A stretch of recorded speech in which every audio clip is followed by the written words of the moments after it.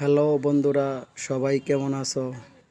আমি Sujan, BM Honda সার্ভিসিংয়ের পক্ষ থেকে সবাইকে স্বাগতম। তো আজকে চলে আসলাম আরেকটি নতুন ভিডিও নিয়ে আপনাদের জন্য। ভিডিওটি যদি ভালো লাগে লাইক, শেয়ার এবং সাবস্ক্রাইব করে দিবেন। তো আজকে যেই ভিডিওটা নিয়ে এসেছি সেটা হলো টাঙ্কির জং নিয়ে। কিছু কিছু বাইকের টাঙ্কি দেখা যায় এত পরিমাণে জং পড়ে যায় বা জং ধরে যায়, তো সেক্ষেত্রে বাইকটা চালানো অনেক মুশকিল হয়ে যায়। কার্বোরেটরে ওভারফ্লো করে, গাড়ি ধাক্কায় বন্ধ হয়ে যায়, ময়লা পড়ে যায়, নানান সমস্যার সম্মুখীন হতে লাগে। তো সেই ক্ষেত্রে এই সমস্যার সমাধান করার জন্য অনেকে টাঙ্কির তলা কেটে পরিষ্কার করে লাগায়, টাঙ্কি ওয়াশ করে।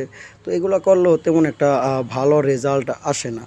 তো আমি আরেকটা নতুন পদ্ধতিতে টাঙ্কিটা ওয়াশ করে দিই। সেটা হচ্ছে যাদের টাঙ্কিতে অধিক পরিমাণের জং চলে আসে তাদের টাঙ্কিগুলো খুলে আমি একটা হারপিক নিয়ে আসি এবং সেই হারপিকটা আমি টাঙ্কিতে পুরোটা ঢেলে দেওয়ার পরে সেটার ভিতরে দুটি টাইমিং চেন দিয়ে দেই এবং বেশ কিছুক্ষণ সেটাকে মানে ঝাঁকড়িয়ে ভিজিয়ে রাখার পরে আমার কার ওয়াশের মেশিন দিয়ে সেটার ভিতর প্রেশার দিয়ে আমি পরিষ্কার করার চেষ্টা করি।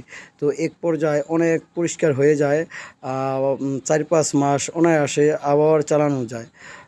ব্রাশ দিয়েও আমি পরিষ্কার করে দিই। টাঙ্কির মুখটা যতদূর সম্ভব ভিতরটার দিকেও দিয়ে দেওয়ার চেষ্টা করি। তো এমনটা করে এক পর্যায়ে দেখা গেল কার ওয়াশ মেশিন দিয়ে ওয়াশ করলে টাঙ্কিটা আগের মতো একবারে ঝকঝকা হয়ে যায়।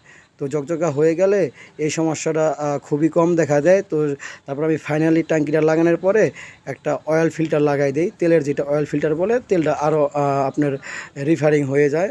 সেই ক্ষেত্রে গাড়ির সমস্যাটা আপনার অনেকই কম দেয়। তো আপনাদের যাদের এই সমস্যা দেখা দিছে, আমার এখান থেকেই হোক বা যেখান থেকেই হোক, এই পদ্ধতিতে একটু ওয়াশ করে নেবেন, দেখবেন বেশ কিছুদিন চালাতে পারবেন। আর যদি আমার এখানে আসতে চান তাহলে আমার ঠিকানা হলো BM Honda servicing centre, Dhaka Keraniganj Konakhola Sakta. তো যদি আমাদের এখানে আসতে পারেন, আমি ভালো মতো করে দেওয়ার চেষ্টা করব। ধন্যবাদ সবাইকে।